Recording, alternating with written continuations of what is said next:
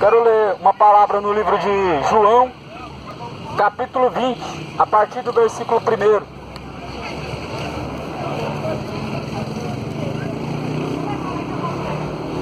A crucificação. João capítulo 19.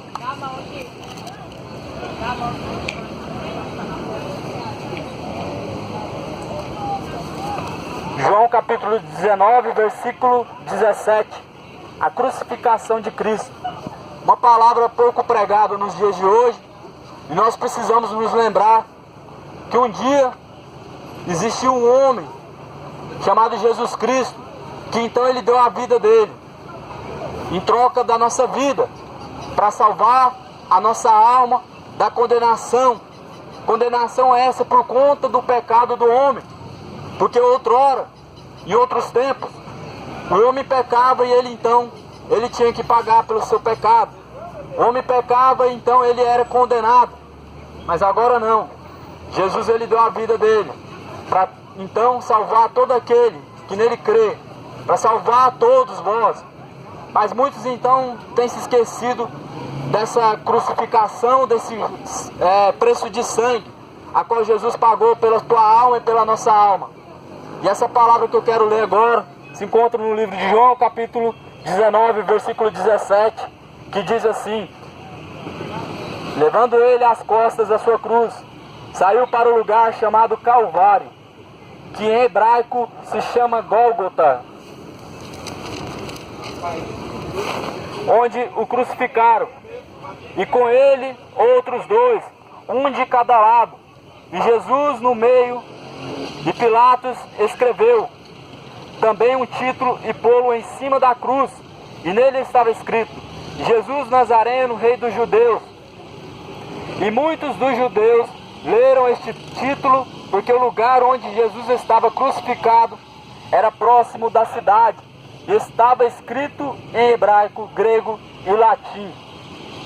Diziam, pois, os principais sacerdotes dos judeus a Pilatos: não escrevas, reis dos judeus, mas que ele disse: sou rei dos judeus. Respondeu Pilatos: o que escrevi, escrevi. Tendo, pois, os soldados crucificados a Jesus, tomaram as suas vestes e fizeram 4 partes para cada soldado, uma parte, e também a túnica. A túnica, porém, tecida toda de alto a baixo, não tinha costura. Disseram, pois, uns aos outros: não a rasguemos, mas lancemos sortes sobre ela, para ver quem será. Isso foi assim para que se cumprisse a escritura que diz: dividiram entre si as suas túnicas, e sobre a minha túnica lançaram sortes. Os soldados, pois, fizeram essas coisas. E junto à cruz de Jesus estava sua mãe, a irmã de sua mãe, Maria, mulher de Clopas, e Maria Madalena. Ora, Jesus, vendo ali a sua mãe, e que o discípulo a quem ele amava estava presente, disse à sua mãe: mulher, eis aí o teu filho. Depois disse ao discípulo: eis aí tua mãe. E desde aquela hora, então, o discípulo a recebeu em sua casa. Depois, sabendo Jesus que já todas as coisas estavam terminadas para que a escritura se cumprisse, disse: tenho sede. Estava, pois, ali um vaso cheio de vinagre, e encheram de vinagre uma esponja, e pondo-a num isopo, a chegaram à boca. E quando Jesus tomou o vinagre, disse: está consumado. E, inclinado a cabeça, entregou o teu espírito. Os judeus, pois, para que no sábado não ficassem os corpos na cruz, visto como era preparação, pois era grande o dia de sábado, rogaram a Pilatos que se lhes quebrassem as pernas e fossem tirados. Foram, pois, os soldados, e na verdade quebraram as pernas ao primeiro e a outro que com ele fora crucificado. Mas vindo a Jesus e vendo já morto, não lhe quebraram as pernas. Contudo, um dos soldados lhe furou o lado com uma lança, e logo saiu sangue e água. E aquele o viu e testificou o seu testemunho, que é verdadeiro, e sabe que é verdadeiro o que diz, para que também vós o creiais. Porque isso aconteceu para que se cumprisse a Escritura, que diz: nenhum dos seus ossos será quebrado. E outra vez diz a Escritura: verão aquele que traspassaram. Então assim diz a palavra do Senhor. Então a terra, lá no princípio, quando o homem, então ele pecou, quando o homem então desobedeceu a ordem do Senhor, aonde Deus ele ordenou para Adão e Eva, que de tudo comereis, mas que não se tocasse na fruta que estava no meio do jardim. Ali então entrou o pecado. A partir daquele momento ali então o homem já estava condenado pelas suas obras e pelos seus pecados. Então a terra, ela começou a sofrer pelo pecado que tinha entrado na terra. A terra então agora, ela está contaminada pelo pecado. Aonde na geração de Adão e Eva, ali então os seus filhos, Caim e Abel, um invejou o outro. E ali então entrou o primeiro homicídio, onde Caim matou Abel. E ali então a terra ela foi se corrompendo, aonde nós vemos que a geração de Noé, uma geração inteira, ali Deus ele olhou para aquela geração e disse: me arrependi de ter criado o homem sobre a face da terra. Eu destruirei tudo, vou destruir o homem, porque me arrependi de ter criado o homem sobre a face da terra. Então diz Deus para Noé que construa uma arca. Então Noé, ele obedeceu e construiu a arca. E ali então foi salvo Noé e a sua família. 8 pessoas de uma geração inteira somente foram salvas, mas as demais pessoas que tiveram também a mesma oportunidade foram condenadas, foram ali então destruídas pela água. Então aqui nós vamos vendo que a terra, ela está agora entrando por um processo na onde morte mais morte vai entrando, aonde o adultério ele vai tomando conta da terra. E a terra, ela estava precisando de um Salvador. Então Deus ele envia o teu Filho amado, Jesus Cristo, aquele que já estava sentado desde o princípio ao lado do Pai. Agora Jesus, ele olha para a terra, aonde os homens estão sendo amantes de si mesmos, aonde os homens estão amando mais o pecado do que então a salvação, onde os homens estão amando mais ao pecado do que a Deus. Ali então Jesus ele olha para esses homens, homens que matavam, homens que se prostituíam, homens que idolatravam, homens que estupravam. Jesus olhando para esta geração então, ele decidiu descer para salvar todos nós. E ali então Jesus ele teve uma vida normal. Ele nasceu, depois ele cresceu, teve uma infância normal. E aos seus 30 anos ele então começou o seu ministério, quando então ele foi batizado nas águas do Rio Jordão, pelo João Batista. Então ali Jesus, ele começou então a ganhar almas na terra. Ali então iniciou-se ali o ministério de Jesus Cristo. Mas essa mensagem ela deve ser pregada desde o início, porque muitos se esquecem que Jesus ele veio nessa terra. E por que que ele veio? Muitos não entendem. Por que que Jesus ele veio nessa terra? Por que que ele morreu na cruz? Mas essa mensagem tem que ser pregada, para que muitos possam compreender, e para aqueles que não se lembram mais possam se lembrar. Porque o dia nessa terra está se findando. Estamos nós vivendo a última geração antes da vinda de Cristo. Estamos nós vivenciando os princípios das dores, aonde Jesus Cristo ele disse que esses seriam então os sinais da sua vinda. E a terra agora, muitos estão passando desapercebidos, muitos estão desapercebidos, como na geração de Noé, comiam, bebiam, casavam-se, davam-se em casamento, estavam vivendo a vida deles normalmente, como se então nada fosse acontecer, sendo que ali então Deus tinha dito que mandaria o dilúvio sobre a terra e destruiria tudo. E assim está acontecendo nos dias de hoje. Jesus ele já está a caminho e muitos estão desapercebidos, muitos estão dormindo espiritualmente, não estão esperando a Jesus Cristo. Se ele vier nesta noite, muitos vão ficar para trás, muitos vão ser deixados para trás, porque o que nos salva não é somente crer no nome de Jesus, o que nos salva não é somente também confessar a Ele, somente falar Senhor, Senhor. Jesus mesmo ele disse, nem todo aquele que me diz Senhor, Senhor, herdará o reino dos céus, mas todo aquele que faz a vontade do meu Pai. Então aquele que não faz a vontade de Deus, naquele grande dia, o dia da vinda do Senhor, será deixado para trás. Vai ser deixado para trás todo aquele que anda na rebeldia, aqueles que estão desapercebidos, aqueles que estão vivendo a vida do jeito que quer, totalmente fora da palavra conforme Deus ele disse, porque foi deixado um caminho a nós, foi deixado o caminho a ser seguido, o caminho que leva à salvação. E nesse caminho Jesus ele não citou o nome de religião nenhuma. Jesus ele não falou que a religião ia salvar o homem. Jesus ele não falou que somente crer ou somente ir para a igreja salvaria o homem. Jesus ele não disse isso. Mas ele disse que aquele que faz a vontade do Pai, aquele que faz a vontade de Deus, cumprindo a sua palavra e guardando então seus mandamentos, esse sim terá um lugar reservado, guardado lá nos céus ao lado de Deus, ao lado do Pai, Deus Todo-Poderoso.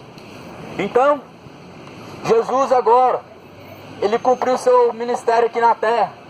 E ali então chegou o grande dia da sua crucificação, no qual então ele teria que passar por grande dor, por grande sofrimento, para poder dar ao homem então uma nova chance de salvação, porque os homens já estavam condenados pelas suas más obras, pelos seus corações duros, estavam condenados pelo coração duro, pelas suas obras terríveis e pelos seus pecados imundos.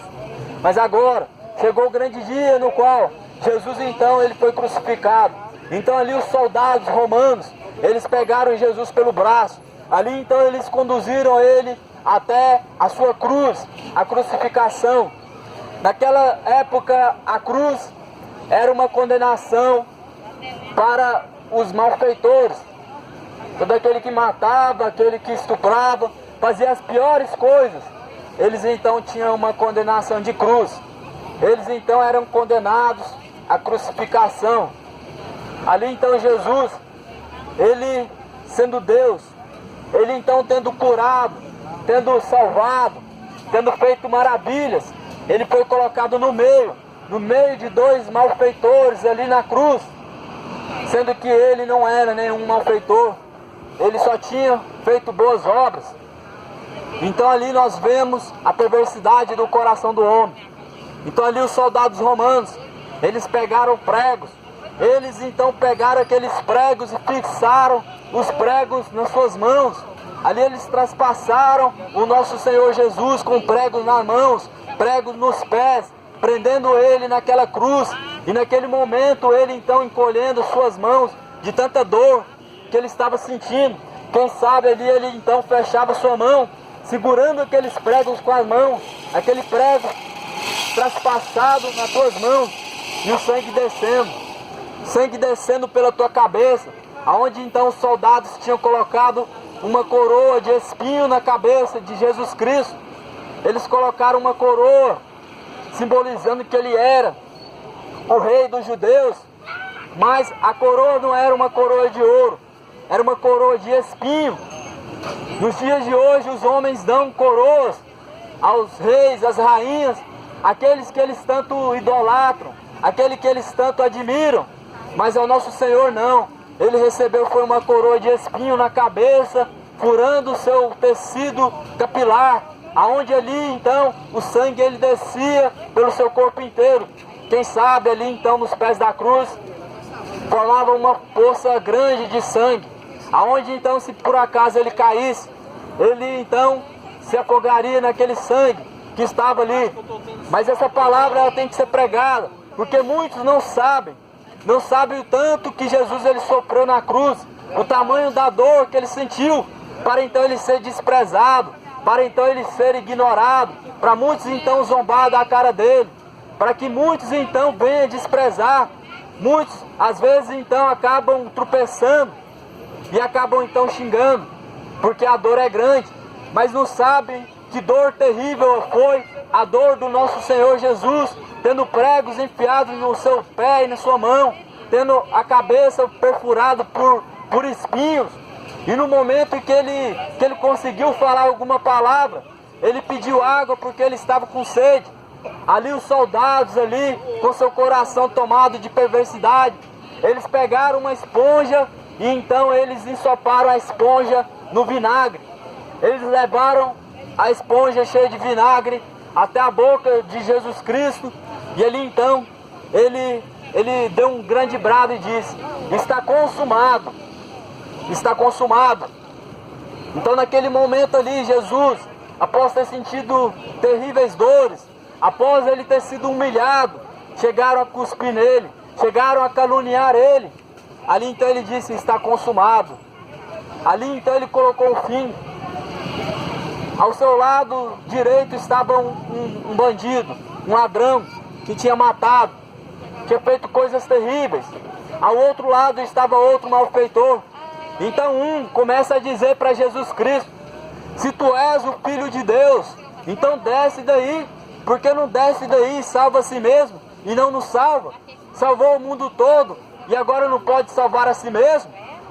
E o outro bandido ali que então estava ao lado de Jesus Cristo, quem sabe ele estava ao lado direito, ele então olhou e ele disse: não tens temor de Deus, mesmo estando na mesma condenação?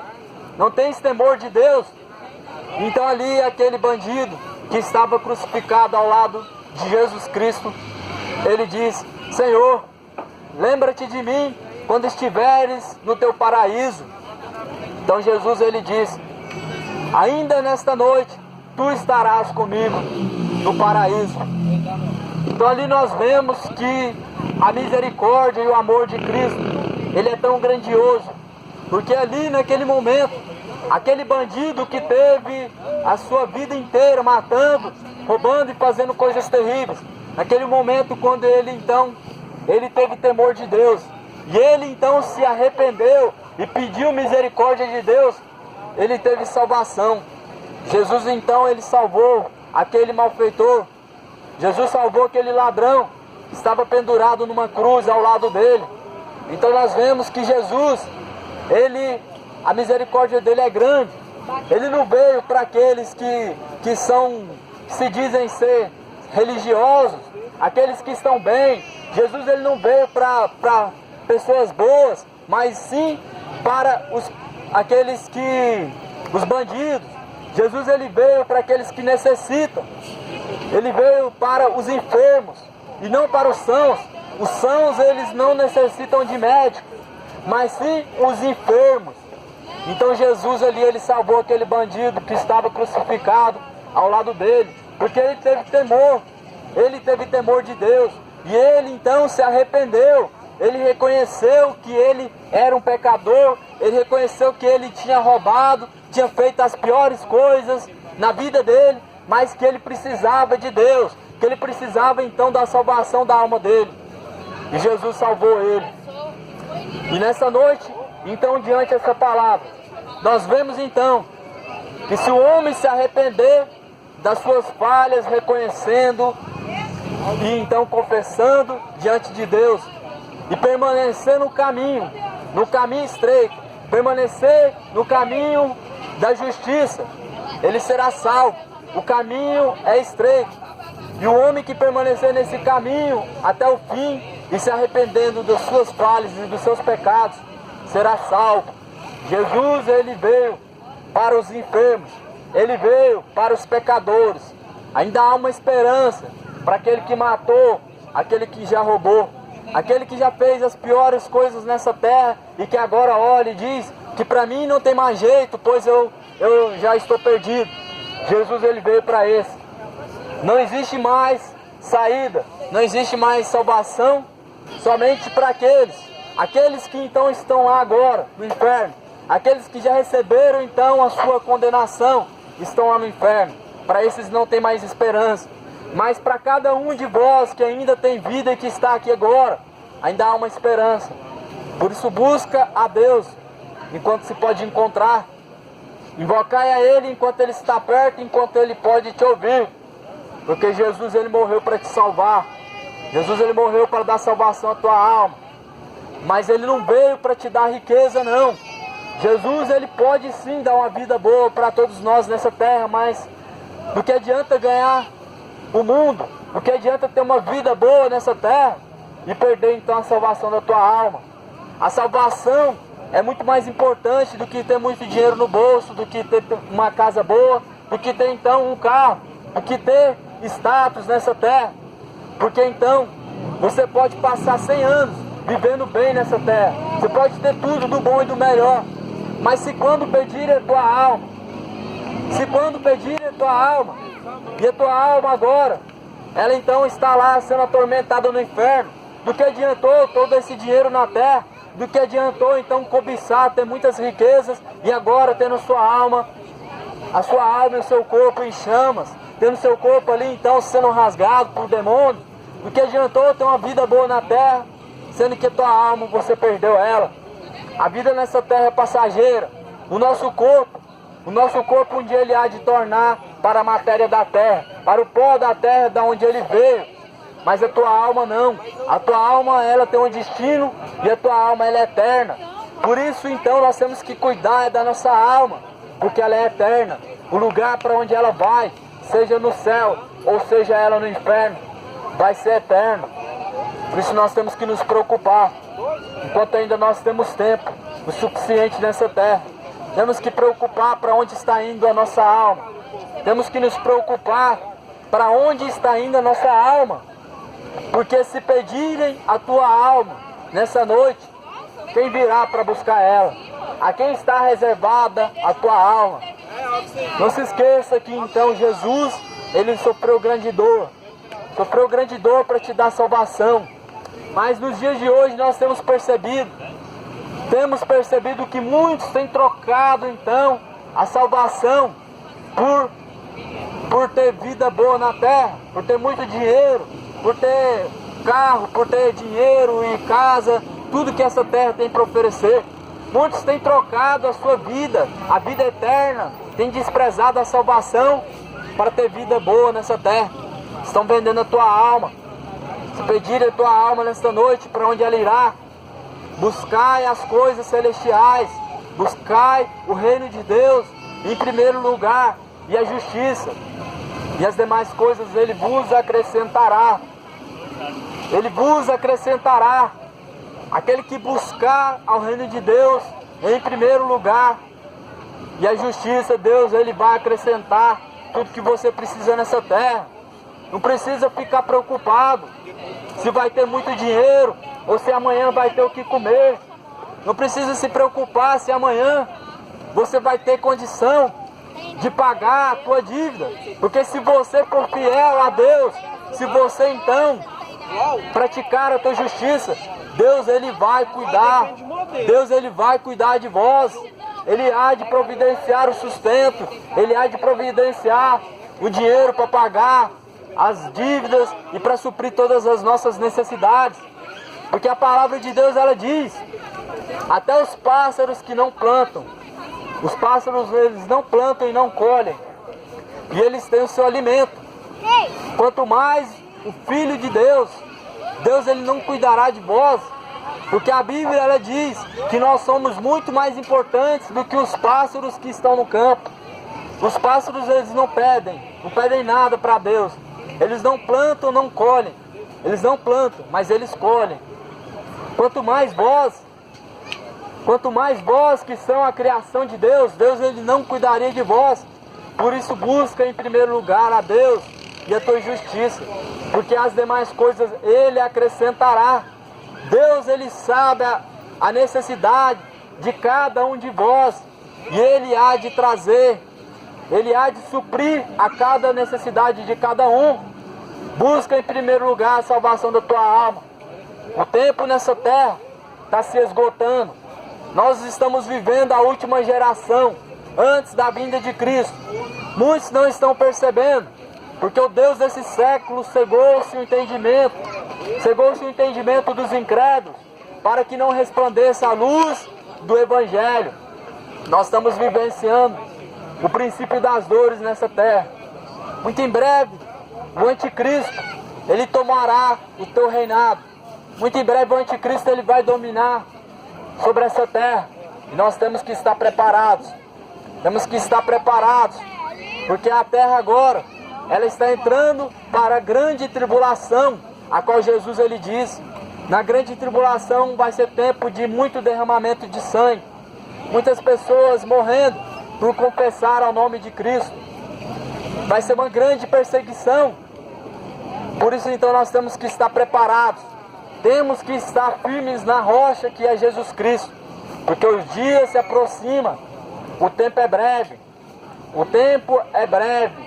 O tempo da vinda de Cristo está perto, está muito perto. Jesus ele já está posicionado. Jesus ele já está a caminho. Ele já está pronto para descer, para vir então buscar aqueles que se prepararam. Será que estão todos preparados? Se Jesus ele vier nessa noite, será que estão prontos? Porque se não estiverem prontos, serão deixados para trás aqueles que não se prepararam. E aqueles que se prepararam vão subir. É tempo de se preparar. É tempo de se arrepender do seu pecado. É tempo de abandonar a idolatria. A idolatria, a imagem de escultura. Porque não agrada a Deus. Nunca se agradou. Êxodo capítulo 20 diz, é o primeiro mandamento de Deus, para não adorar as imagens de escultura. Porque Deus ele não quer a imagem dele. Ele quer ser adorado em espírito e verdade.